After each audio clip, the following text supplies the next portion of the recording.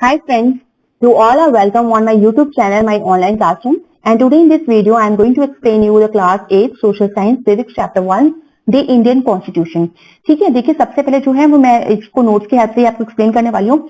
और देखिए इंट्रोडक्शन में हमें पता है कि हमें क्या पढ़ना है, तो देखिए स्पेशली कि इस चैप्टर को देखा जाए तो इंडियन कॉन्स्टिट्यूशन की बात हो रही है, तो बिल्कुल हम इंडियन कॉन्स्टिट्यूशन के बारे में बात करेंगे, भारत के संविधान की बात करेंगे और उसके मेन फीचर्स की बात करेंगे। ठीक है, कि कौन कौन से मेन पॉइंट्स यहाँ पे संविधान में मेंशन किए गए।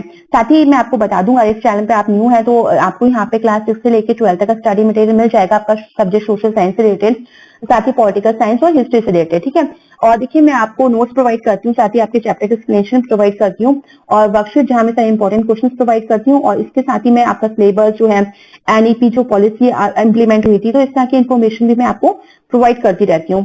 तो देखिए अगर आपको वीडियो अच्छी लगे तो प्लीज लाइक करिए, शेयर करिए और साथ ही चैनल को सब्सक्राइब भी कर लीजिए। और एक चीज और, जब आप मेरे चैनल पे आते हो तो आप प्लेलिस्ट पे भी जाइए, तो प्लेलिस्ट पे आपको सारे चैप्टर्स के आपके क्लास 8 के, क्लास 7 के, आपको हर एक क्लास के वाइज आपको प्लेलिस्ट में आपके चैप्टर्स मिल जाएंगे। तो चलिए स्टार्ट करते हैं। देखिए इंट्रोडक्शन मैंने आपको बता दिया था। अब आते हैं मीनिंग ऑफ कॉन्स्टिट्यूशन। ठीक है, कॉन्स्टिट्यूशन की मीनिंग क्या होती है, तो देखिए a body of fundamental principles और establish precedent according to which a state और other organization is acknowledged to be govern. ठीक है, एक आप कह सकते हो एक सेट ऑफ रूल्स और रेगुलेशन, एक किताब में जो हम पूरे के पूरे सेट ऑफ लिखे हैं, रूल्स और रेगुलेशन लिखे गए हैं, फंडामेंटल प्रिंसिपल्स लिखे गए हैं, ठीक है, मेंशन किए गए, जिसके थ्रू एक स्टेट और जो ऑर्गेनाइजेशन होते हैं उन्हें पता होता है कि उन्हें किस तरह से काम करना है कंट्री में। ठीक है, किस तरह से रूल करना है, किस तरह से गवर्न करना है, तो उसको जो उसमें पूरी की पूरी किताब में कह सकते हो जिसमें सारे रूल्स रेगुलेशन कानून लिखे गए हैं, एक एक पॉइंट को मेंशन किया गया, तो उसको हम कहते हैं कॉन्स्टिट्यूशन। ठीक है, इसके साथ ही देखिए द कॉम्पोजिशन ऑफ समथिंग। ठीक है, आप कह सकते हो कि कॉन्स्टिट्यूशन यानी किसी चीज को कंपोज किया गया है, और कंपोजिशन क्या है यहाँ पे, रूल्स और रेगुलेशंस को। ठीक है, तो देखिए दोनों पॉइंट एक दूसरे को जोड़ रहे हैं। द कॉम्पोजिशन ऑफ समथिंग यानी किसी चीज को कॉम्पोजिशन करा हुआ है, एक साथ रखा गया है, एक साथ इंक्लूड किया गया है, और साथ ही set of rules and regulations. ठीक है, और क्या क्या कॉम्पोजिशन किया गया है इसमें, set of rules and regulations, ये कानूनों को मेंशन किया गया जो भी रूल्स हैं। इसके साथ ही नेक्स्ट हेडिंग आते हैं, और नेक्स्ट हेडिंग है why does the country needs a constitution. ठीक है, किसी भी कंट्री के लिए कॉन्स्टिट्यूशन क्या मैटर करता है, क्यों कॉन्स्टिट्यूशन जरूरी होता है। तो ठीक है, तो देखिए सबसे पहली बात देखा जाए तो कॉन्स्टिट्यूशन सर्व सेवरल पर्पसेस। ठीक है, जो संविधान है वो सेवरल पर्पसेस को फुलफिल करता है। इसमें बहुत सारे आइडियाज होते हैं, बेसिक काइंड ऑफ कंट्री किस तरह से उसको फॉर्म करना है, किस बेसिस पे काम करेगी पूरी कंट्री, किस तरह से सिटीजन जो है उनकी क्या इच्छाएं होंगी, किस तरह से वहां पे रहेंगे। इसके साथ ही देखिए सेकंड देखें तो एक constitution tell us what the fundamental nature of our society. Constitution ये भी बताता है कि फंडामेंटल नेचर क्या है हमारी सोसाइटी का। एक जो कंट्री है वो आपको पता होगा different different communities of people होती हैं। ठीक है, ऐसा नहीं सिर्फ एक ही पर्टिकुलर रिलीजन या कास्ट के लोग रहते हैं, बल्कि आप देखो रिलीजन, डिफरेंट डिफरेंट कल्चर होते हैं, लैंग्वेजेस होते हैं। तो इस तरह से देखिए किसी तरह का इशू नहीं क्रिएट होना चाहिए, सब लोग मिलजुल के रहें, तो इसके लिए कॉन्स्टिट्यूशन पूरा नेचर ऑफ सोसाइटी समझता है, और उसी तरह से कॉन्स्टिट्यूशन फ्रेम भी होता है, सारे रूल्स रेगुलेशन उसी तरह से लिखे जाते हैं।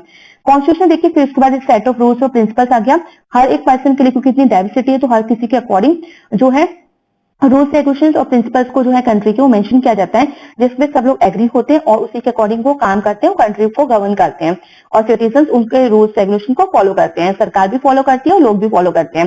इसके साथ ही देखिए इसमें इंक्लूड होता है और not only the type of government but also an agreement on certain ideas that they all believe the country should uphold. तो ऐसा नहीं है सिर्फ एक पर्टिकुलर गवर्नमेंट के बारे में लिखा होता है, बल्कि इसमें काफी सारे सर्टेन आइडियल्स यानी आदर्शों के बारे में भी लिखा होता है, और एक कह सकते हो बिलीव करा जाता है कि जो हमारे लिए सबसे पहली जो है वो देश है। ठीक है, और देश को ही आपको हमेशा सर्वथा प्रथम रखना है, उसको ऊपर रखना है। ठीक है, इसके बाद देखिए आता है comparison of democracy with other forms of government. अगर डेमोक्रेसी की बात करें तो बिल्कुल डेमोक्रेसी जो है अदर कंपैरिजन करें दूसरी गवर्नमेंट से, यानी डिक्टेटरशिप ले लीजिए या मोनार्क सिस्टम ले लीजिए, तो उससे डेमोक्रेसी काफी हद तक बहुत ही बेटर होती है, क्योंकि आपको फ्रीडम ऑफ स्पीच मिलती है।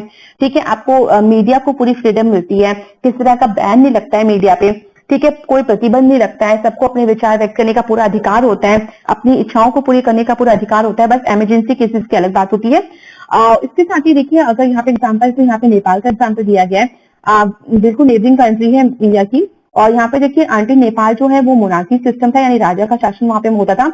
और प्रीवियस कॉन्स्टिट्यूशन देखा जाए नेपाल का जो अडॉप्ट किया 1990 में, तो वो भी रिफ्लेक्ट करता है फाइनल जो अथॉरिटी थी वो किंग के पास ही थी।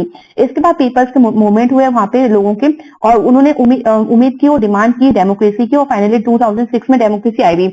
और फाइनली जो है आप कह सकते हो वहां पे राजा की जो शक्तियों पे पाबंदी लग गई, और जो वहां के लोग हैं अब वो पूरी कोशिश करें को एक नया संविधान बनाए to establish Nepal as a democracy. ठीक है, तो एक संविधान के द्वारा ही आप कह सकते हो कि कोई कंट्री जो है वो डेमोक्रेटिक बन जाती है।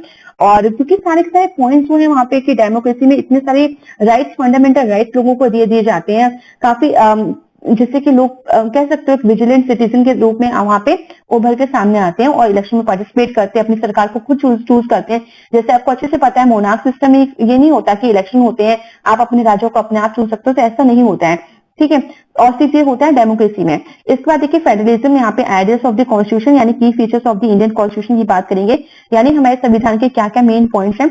तो पहले है फेडरलिज्म, और फेडरलिज्म क्या होता है, एक से ज्यादा लेवल ऑफ गवर्नमेंट किसी कंट्री में पाई जाती है तो उसको हम फेडरलिज्म बोलते हैं। इंडिया की बात करें तो 3 तरह की गवर्नमेंट आप आराम से यहाँ पे मिल जाते हैं आपको। पहला होता है सेंट्रल गवर्नमेंट, फिर आपकी स्टेट गवर्नमेंट होती है, उसके साथ ही आजकल देखिए पंचायती राज, जिसको हम थर्ड टायर ऑफ गवर्नमेंट यानी लोकल गवर्नमेंट के नाम से भी जानते हैं। तो यहाँ पे देखिए पावर जो होती है वो डिवाइडेड होती है 3 तरह की गवर्नमेंट में। तो इससे काम का जो बोझ है वो भी कम हो जाता है, क्योंकि इतनी बड़ी पॉपुलेशन है, साथ ही रिप्रेजेंटेशन ज्यादा से ज्यादा होती है, जिम्मेदारियां ज्यादा से ज्यादा लोगों को मिलती है, और जब जिम्मेदारियां आती हैं तो वो काम भी बहुत अच्छे से करते हैं। ठीक है, और किसी पे बर्डन भी नहीं रहता। तो फेडरलिज्म यही है कि more than one level of government in the country. ठीक है, जब एक से ज्यादा लेवल ऑफ गवर्नमेंट होगी किसी भी कंट्री, तो उसको हम फेडरलिज्म बोलते हैं। और ये आप क्लास 9th-10th में भी ये टॉपिक पढ़ेंगे, क्लास 10th में पूरा चैप्टर ही आपका फेडरलिज्म पे है। इसके बाद देखिए कॉन्स्टिट्यूशन कंटेन्स, इसके साथ ही फेडरलिज्म के अंदर कॉन्स्टिट्यूशन में 3 तरह की लिस्ट कह सकते हो, 4 तरह की लिस्ट होती है, यानी आपकी यूनियन लिस्ट होती है, ठीक है, आपकी स्टेट लिस्ट होती है, आपकी कॉन्करेंट लिस्ट होती है, और साथ ही आपकी रेजिडरी लिस्ट भी होती है, जिसमें हर एक टायर ऑफ गवर्नमेंट को कुछ ना कुछ उनके लॉ बना दिए जाते हैं, उनके लिए काम भी बताए जाते हैं कि आप इस पर्टिकुलर डिपार्टमेंट में काम करेंगे। इसके साथ ही देखिए कॉन्स्टिट्यूशन जो है वो स्पेसिफाई करता है वेयर इस tyre of government can get the money from the for the work that it does. ठीक है, जैसे मैंने बताया कि 3 तरह की लिस्ट होती है जिसमें कामों को स्पेसिफाई किया जाता है, और जो गवर्नमेंट होती है, चाहे स्टेट गवर्नमेंट हो, सेंट्रल गवर्नमेंट हो, लोकल गवर्नमेंट हो, उनको काम बांट दिए जाते हैं। पर देखिए किसी भी काम करने के लिए पहले कैपिटल यानी मनी की रिक्वायरमेंट होती है, तो ये चीज भी कॉन्स्टिट्यूशन पहले मेंशन कर दिया गया है कि ये गवर्नमेंट को यहाँ से टैक्स क्यों मिल रहा है, क्योंकि आपको पता होगा कि गवर्नमेंट का जो पैसा होता है वो कहां से आता है, वो जो पब्लिक टैक्स पे कर रही है वो वहीं से आती है। ठीक है, पैसा जो आता है, तो ये जो पैसा जो इस्तेमाल करना है वो किस किस काम के लिए, कहाँ कहाँ किस किस गवर्नमेंट को अधिकार है, ये तो सेंट्रल स्टेट गवर्नमेंट आपस में कई बार लड़ते भी हैं पैसों को लेकर। ठीक है, तो इस वजह से कॉन्स्टिट्यूशन में पहले इन चीजों को स्पेसिफाई कर दिया है। इसके बाद आते हैं पार्लियामेंट्री फॉर्म ऑफ गवर्नमेंट में। तो बिल्कुल इंडिया में जो है वो पार्लियामेंट्री सिस्टम ऑफ गवर्नमेंट है, और आपका चैप्टर भी है पार्लियामेंट्री सिस्टम, तो वो चीज भी आप पढ़ोगे। तो इसमें देखिए डिफरेंट टाइप्स ऑफ गवर्नमेंट जो है जो आपने पढ़ी वो यहाँ पे कंसिस्ट करती है, रिप्रेजेंटेटिव्स होते हैं। और ये कैसे आते हैं रिप्रेजेंटेटिव, सारे इलेक्टेड बाय द पीपल, यानी लोगों को द्वारा चुन के आते हैं। पार्लियामेंट्री फॉर्म ऑफ गवर्नमेंट में यही होता है। ठीक है, मोनार्की में देखें तो मोनार्की में मैंने बोला ना इलेक्शन नहीं होते हैं, और यहाँ पे देखिए इलेक्शन के थ्रू आते हैं, तो ये पार्लियामेंट्री सिस्टम होता है। आपको पता होगा लोकसभा राज्यसभा, तो लोकसभा के जो इलेक्शन होते हैं पूरी की पूरी कंट्री में कॉन्स्टिट्यूंसीज बांटी जाती हैं, और फिर इलेक्शन होते हैं। और इलेक्शन कैसे होते हैं, यूनिवर्सल एडल्ट सफरेज यानी राइट टू वोट, और हर 18 साल से ऊपर के इंसान को ये राइट टू वोट होता है विदाउट एनी डिस्क्रिमिनेशन। ठीक है, बिना किसी भेदभाव के। तो ये पूरे पॉइंट से लिखे हैं। ठीक है, कोई भी कास्ट कलर से कोई मतलब नहीं है, आपको इलेक्शन में पार्टिसिपेट करने का भी पूरा अधिकार है, कंटेस्ट करने का भी अधिकार है, बस एज जो है वो डिफरेंट होती है। और जो वोट है वो आप जो वोटिंग राइट होता है वो सेम एज का होता है, यानी 18 ईयर्स के बाद।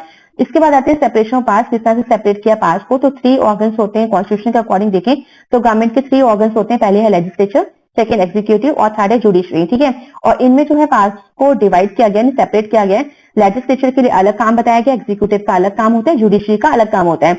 ये मैंने आपको चैप्टर 3 यानी पार्लियामेंट्री सिस्टम में भी आपको एक्सप्लेन किया है। ठीक है, तो वो भी आप वीडियो देख लीजिएगा। तो इसके साथ ही देखिए जो लेजिस्लेचर, देखो इसका सेम पॉइंट्स होते हैं, आप पढ़ते जाओगे।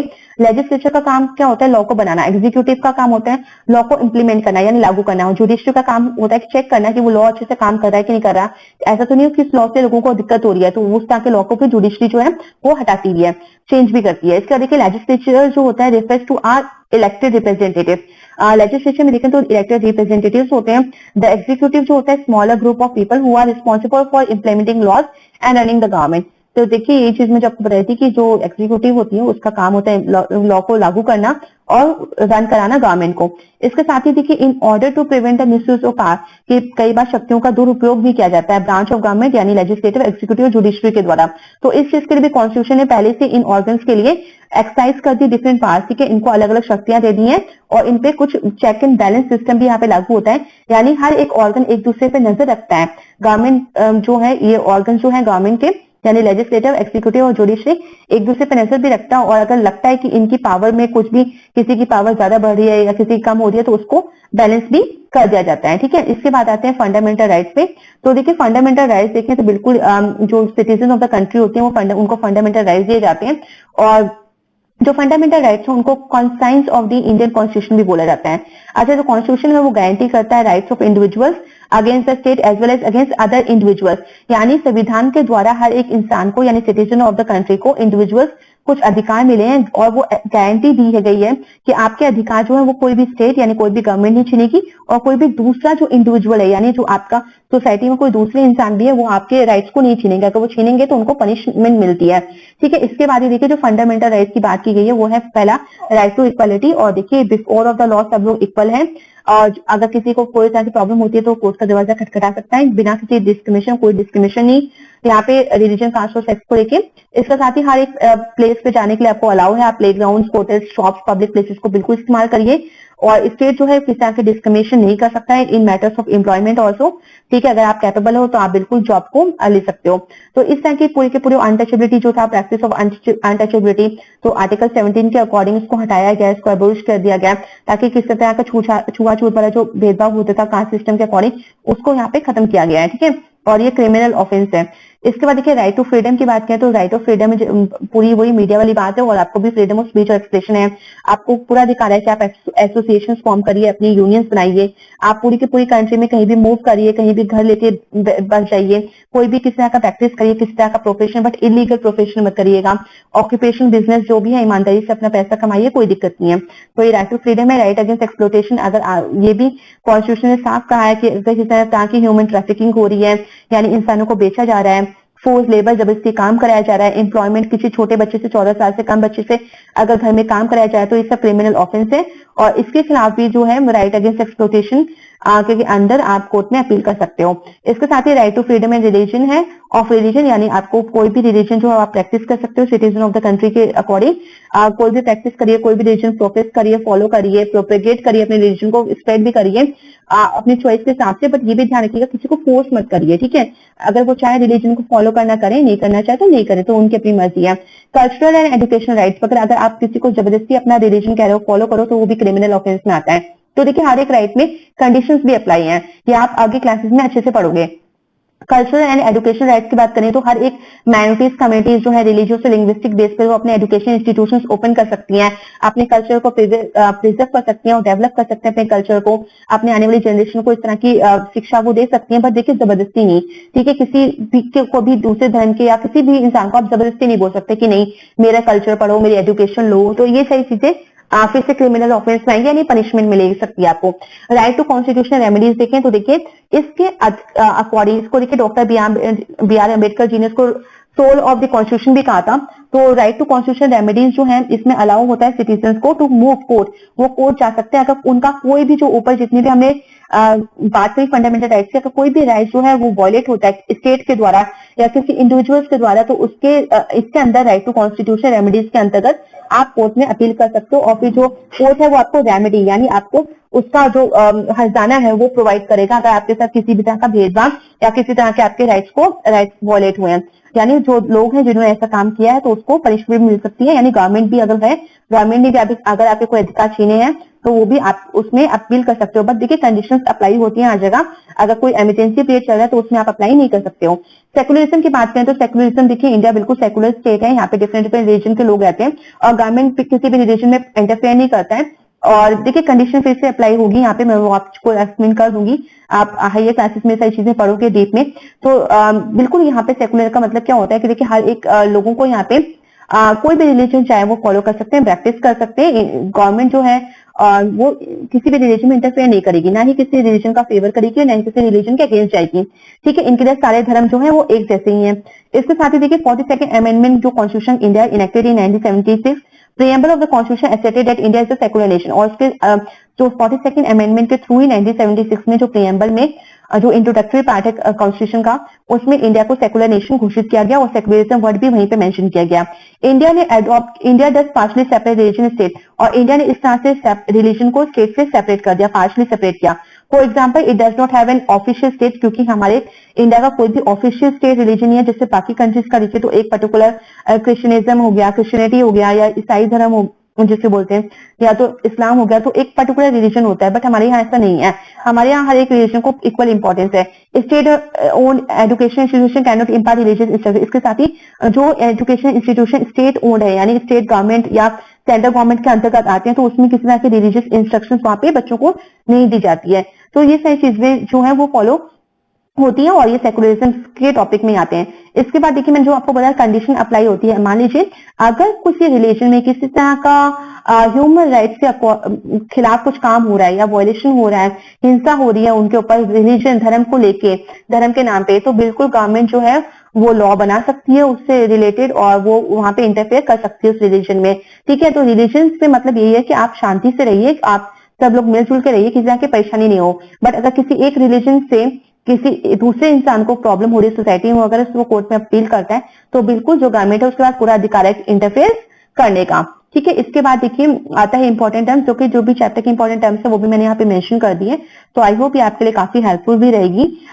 तो आई थिंक इससे काफी ज्यादा चैप्टर है वो आपको समझ में आ गया होगा। So thank you everyone, and please like, share, subscribe this channel for more updates.